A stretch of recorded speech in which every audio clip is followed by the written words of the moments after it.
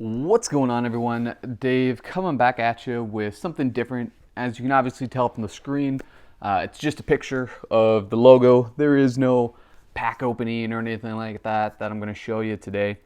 Kind of want to do something different, talk about a subject, and kind of make this a little bit more of a long form dialogue. So this will actually be a great video if you're doing dishes or some other stuff around the house to put your phone in pocket and listen if there's a topic that you're interested in. So this is the first video in a 3-part series on Marvel cards. And this video is going to be about why I'm buying Marvel cards and why you should not. Kind of different content than you'll normally get on this channel, but also anywhere else on YouTube where folks are saying, here's what I'm buying and here's why you should. This is me telling you why you should not do this. But just a little bit of background. So, I've always loved Marvel. Even as a kid, other than Batman with DC, I was always drawn to Marvel. Spider-Man, I think was probably one of my favorite characters growing up. And I've just always enjoyed it. Whether it be picking up random comic books or watching cartoons on Saturday mornings back in the day. And when the Marvel Cinematic Universe started up about, 11 years ago now, just got hooked. And to see every movie opening weekend, with the exception of only a handful. And I've really enjoyed it. And with the price of sports cards just becoming absolutely nuts. I mean, I think Donruss footballs is released right at $200 a box. It used to be a $75 box. I think right now cheapest you can buy is for like $300 online. And Prism going from $100 box when I started to a $1,000 box this year for football cards is just insane. So as you can probably tell from the channel, I've been priced out of opening a lot of boxes and a lot of content that way. And I've really been kind of figuring out what it is I want to do. And about a year ago, maybe 10 months ago, I was kind of looking else what was out there as the card market was really starting to pick up and things were starting to get expensive. And, at the time, Black Widow was still scheduled to come out as a movie, and WandaVision had been announced. And so I had picked up a couple Marvel Metal from 1995 PSA 10s of Black Widow and Scarlet Witch and Vision, and thinking, I got these for $30 each, so I think I had like 120 bucks into them, and we'll just wait and see what happens with these shows. Obviously, with COVID and everything going on, things got delayed, and it's been 18 months since Marvel has put out any content, and I kind of forgot I had the cards until about November, December timeframe.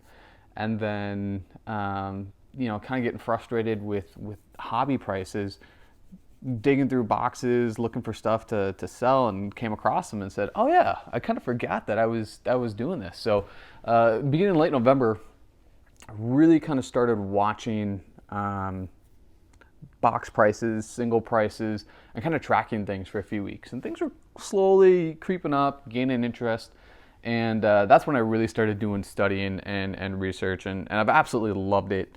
It's been fun. It kind of reminds me of some of the earlier days, for me at least, 2017, 2018, of collecting cards and trying to identify trends and figure out what's next. I have found that the artwork on both some of the old stuff and the new stuff is absolutely beautiful. It's great. There's some great artists doing things, and one of the things that I enjoy the most are the sketch cards that come out of products. That's more of a newer thing here. You won't really find that in any 90s products, but it's just awesome, and it really is a true original one-of-one piece of artwork that an artist drew, that you will never find another one like that anywhere in the world. And so as you talk about and hear people talking about cards being art, like, this is a true art form in a card. And you'll see that with some baseball products. I think Topps does sketch cards and stuff, but it's super cool. I love the idea of it. So over the course of the last couple months, I've been buying boxes, singles, mainly graded stuff, buying raw cards that I can send into grading. I think I've got about 100 cards in with PSA right now, waiting to get graded. And I feel like my knowledge is growing a lot. I still have a far way to go, but it's been fun for me. And cards haven't been this much fun for me in probably over in a year or so, let's say. Being able to open boxes and really enjoying trying to figure out what's next. It's been a ton of fun. So that's kind of the main reason why I'm doing it. Now, the other two aspects of this that I'm going to cover are sustainability and profitability. So to hit on the sustainability piece, I think, and this is my personal opinion, everyone's going to have their own opinion on it, and feel free to drop your opinion down in the comments, but I think this being Marvel cards, this is sustainable. And what I mean by that is the Marvel Cinematic Universe, right, has been going on for over 10 years. I think it's 11, maybe this is the beginning of their 12th year right now. They haven't had any new content out in the last 18 months, with the exception of WandaVision, which just came out yesterday. I'm filming this on a Saturday, get released yesterday on Friday, which if you haven't checked it out, go check it out. It's really good. It's very different, but it's good, and I think it's going to build and become very enjoyable for a lot of folks. But anyways, 18 months without content, they put this out. If you look at their schedule over the next 2 years, Marvel has some form of content coming out every single month, whether it's shows on Disney Plus or movies that are either going to hit the movie theater or hit streaming content. The next 24 months, I laid this out each month by year, and based off the information we know, there's something every month. So you're going to have a constant Marvel feed coming over the next 2 years. And as life gets back to normal and people go to movie theaters again, and you get these big blockbuster movies again, it's going to get a lot of excitement about it.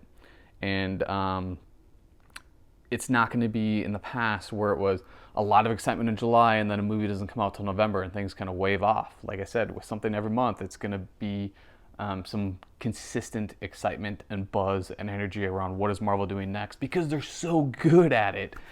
They are not Warner Brothers and what they've struggled to do with the DC universe. Marvel and Disney have been so good with crafting these visual experiences for folks. So if you look at Marvel, you got the movies, you got the shows, you got toys. They're still making comics, and you got the nostalgia factor.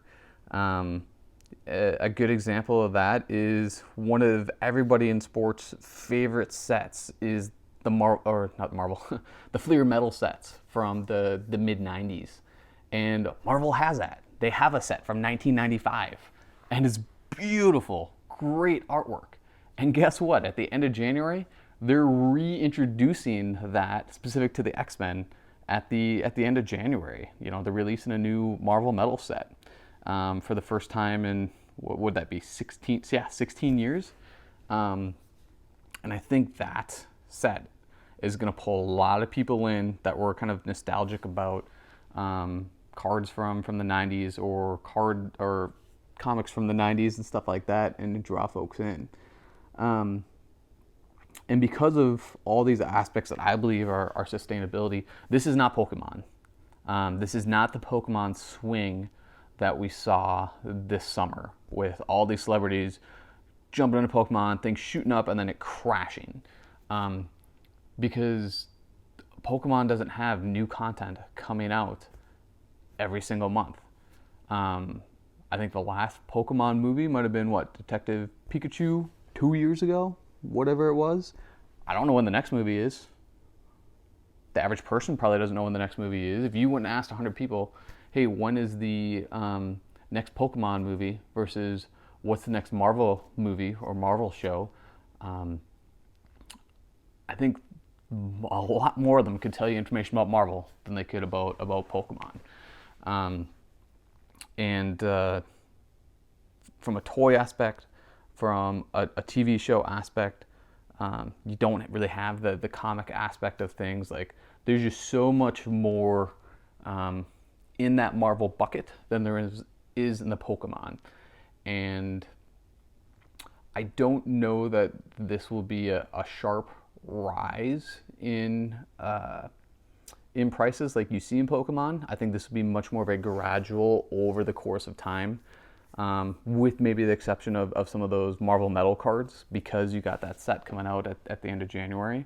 So I think this will be a chug up over time versus a very sharp increase of everybody trying to chase Charizard first editions and then it dropping off the table completely. So that's some details around why I think it's sustainable. Now, the other thing I mentioned was I'm doing this because I think it's profitable. Cards, frankly, have just become too expensive. And I've learned from my time as being a kid in the 90s, you can't sit on things forever. Like, I had my collection in the 90s, and I remember pulling up my Beckett magazines and going, oh man, like, my collection's worth so much money. And then 4 years later, it's literally worth pennies on the dollar. Literally. If not half of pennies or a tenth of pennies on the dollar.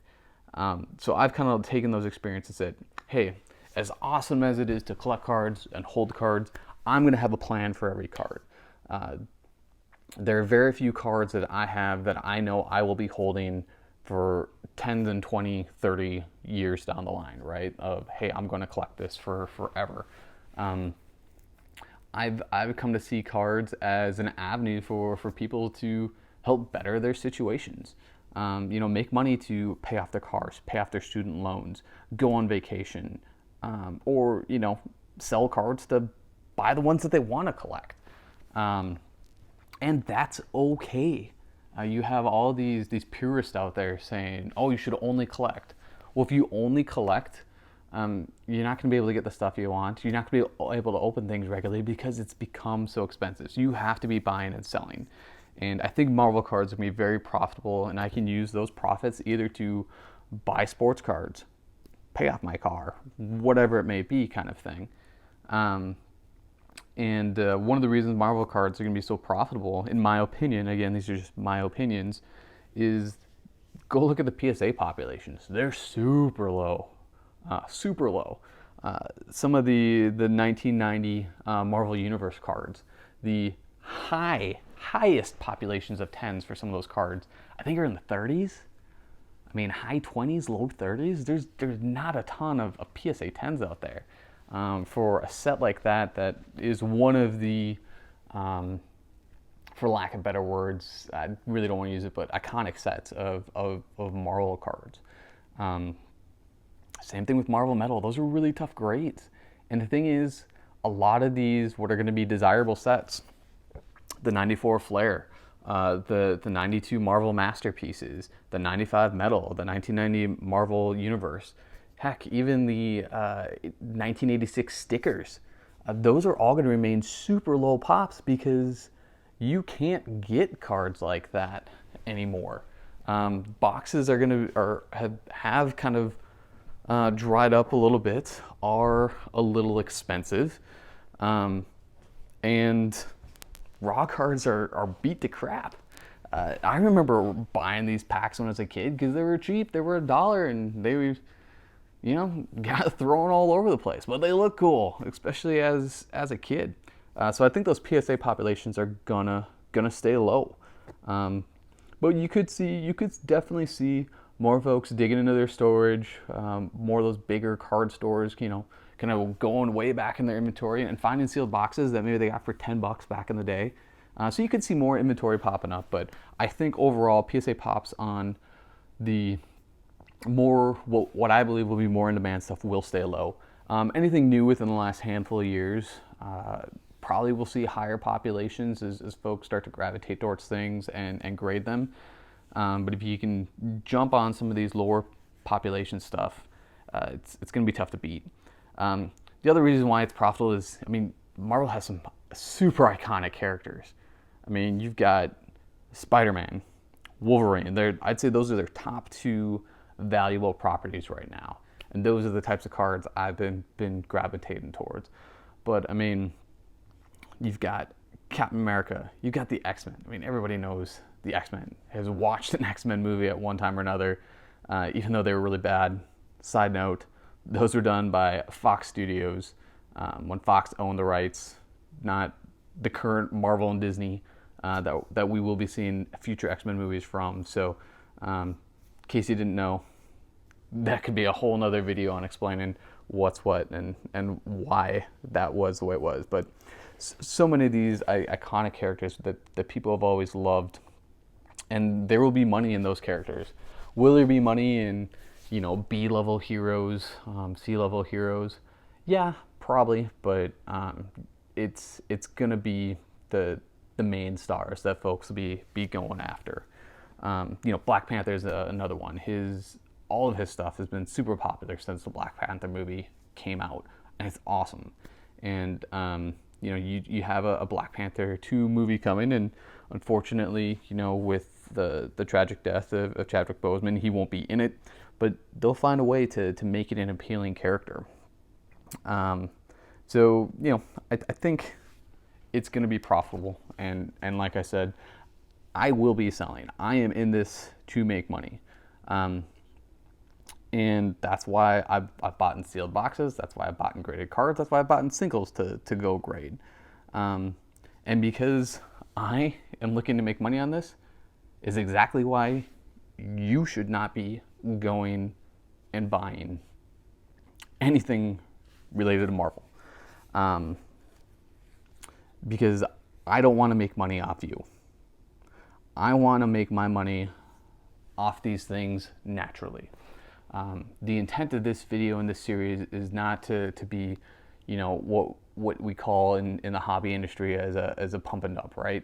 In sports cards, of you get some influential people talking a bunch of specific cards up, you know, whether it be a Charizard or a specific set, you know, saying, hey, I spent $500,000 on this undervalued basketball set.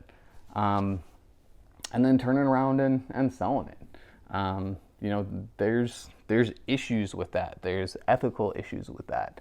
And I don't want me making money off of my subscribers that are listening to this going, hey, I'm going to buy stuff and I'm going to buy it from Dave. Like, I want this to occur naturally. I'm trying to get out ahead of things, trying to look forward, figure out what's next from a much broader population versus the 7,000 people that are subscribed to my channel. So that really does kind of take us into the second part of this video of exactly why you should not be buying Marvel cards and should be staying far away.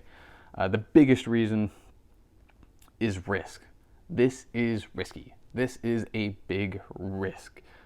This is trying to, you know, take some clues, take some past experiences, mix it all together, read the tea leaves, and say, yes, I think this is what's going to be next. My opinion on Marvel cards are my opinion.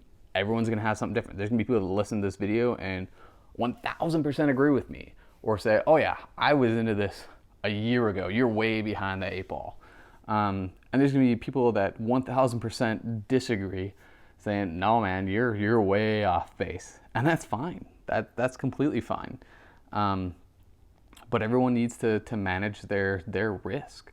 I sold off a ton of basketball cards prior to the beginning of the season, and you know, I very easily could have taken $1,000 and bought a graded LeBron James card, a second year PSA 10, whatever, and I know that would go up. I mean, it's gonna go up. It's just the way things are right now.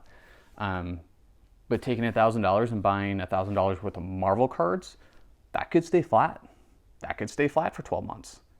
That could never go up. That could go down over the course of the next 12 months. I could be completely wrong here, but I'm comfortable with that risk. I'm comfortable with the risk that I've taken because, you know, it's money that I had into cards.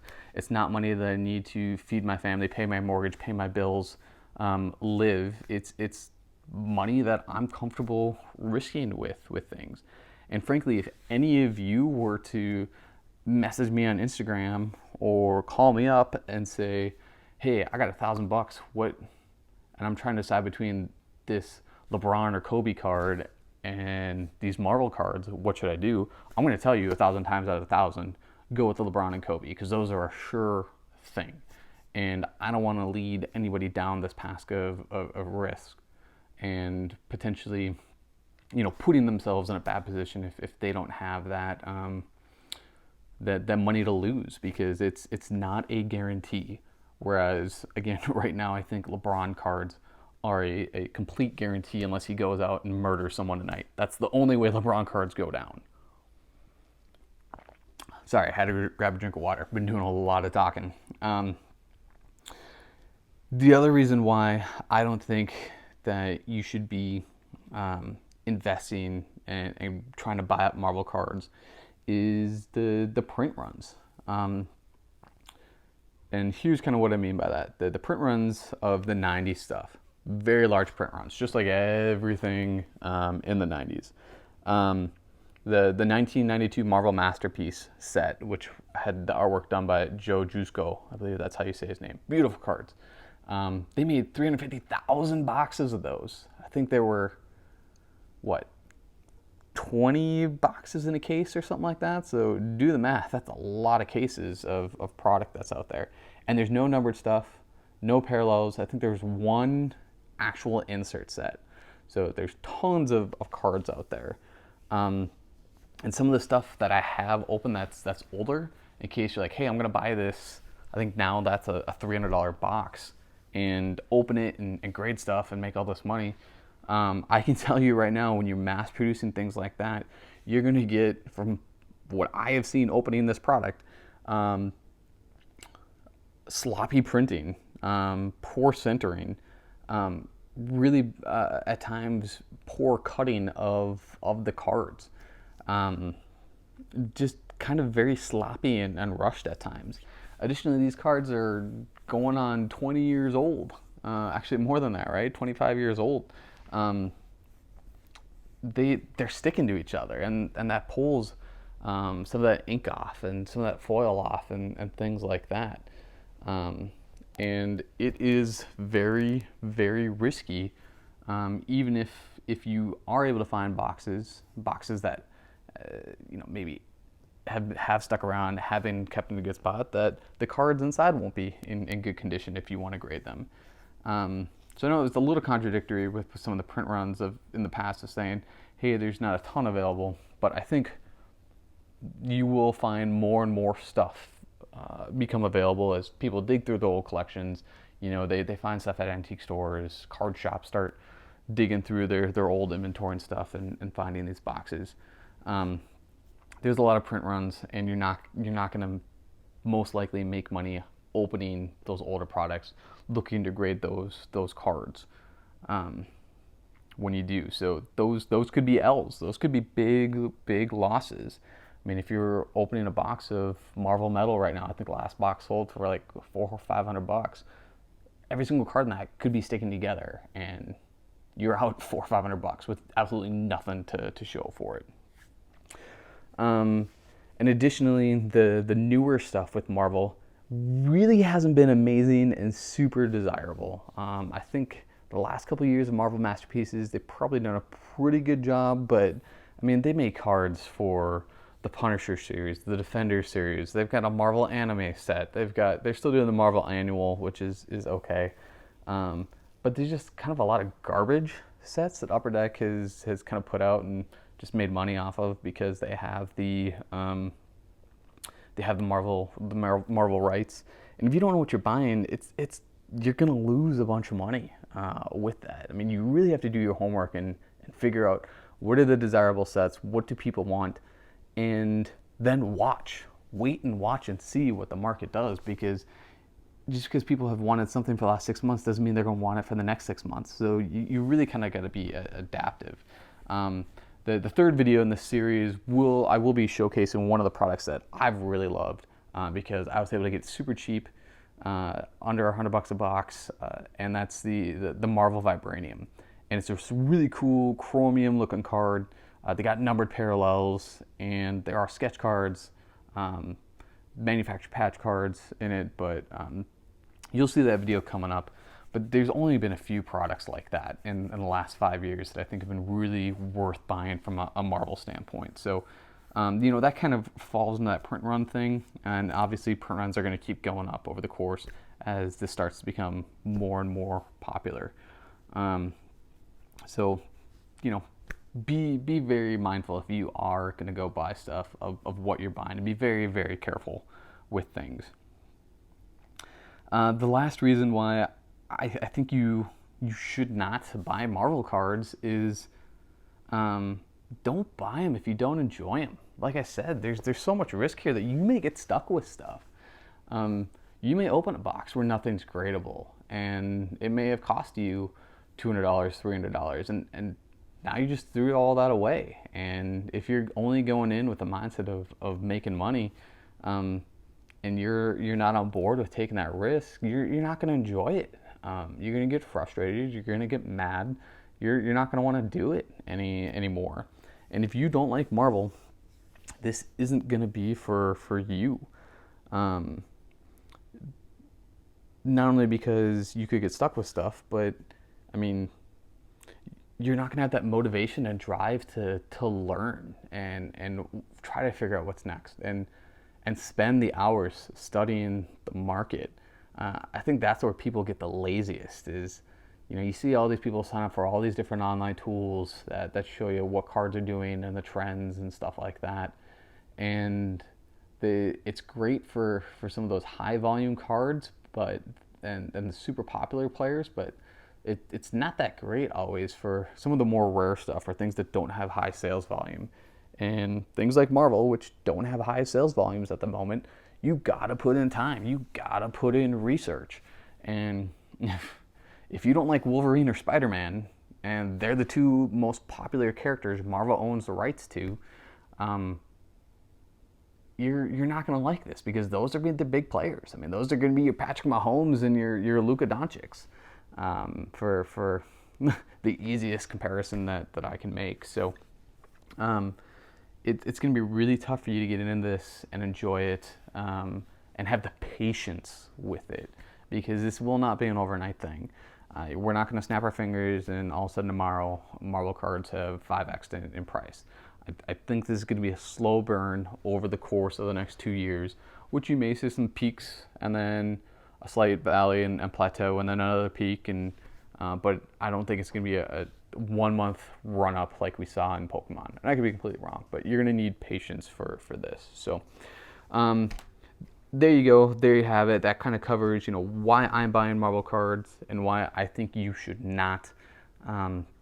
Again, the intent of this video was to kind of update you guys on the channel a little bit, educate you on something that I'm passionate about, that I'm interested in, and why I'm doing it.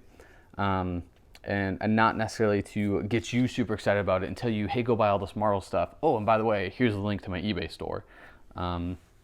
Because, like I said, I'm in this to make a profit, just like I am with any card that I buy. Because that's just kind of what things have become. And if you don't want to take that risk, then don't do it. And if you don't enjoy Marvel cards, then don't do it. Stay far away. Go collect Batman. Go back to basketball. Go back to football. Go learn hockey. Hockey is super undervalued right now. I really, really wish that I had the passion to learn hockey and love hockey. And being from Minnesota, the state of hockey, I really should. But I have never really been attracted to hockey, have desired to really learn hockey, play hockey, get to know the players. And, that kind of speaks to the last example of why I shouldn't, but it's a true statement. So if you're not into Marvel, go look for something else. So thank you all again. Tomorrow we're going to have part 2 in the series. I'm going to try to load everything back to back to back. I'm going to show you some of my recent pickups over the course of the last few months, talk through maybe why I picked them up. And then, as promised, the third video in the series will be the Marvel Vibranium box break, which is one of the most fun products that I have found so far. So, as always, thanks for checking out the channel. Like, subscribe, tell a friend, and we'll catch you next time.